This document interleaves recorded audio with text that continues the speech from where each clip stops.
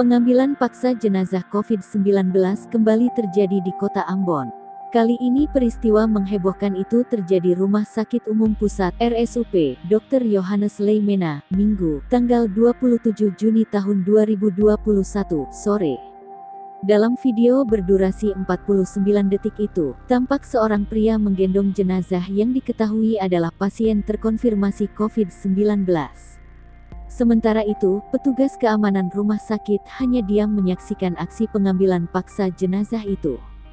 Belum diketahui pasti alasan aksi tersebut dilakukan. Namun menurut pihak rumah sakit, penanganan terhadap pasien sesuai prosedur COVID-19.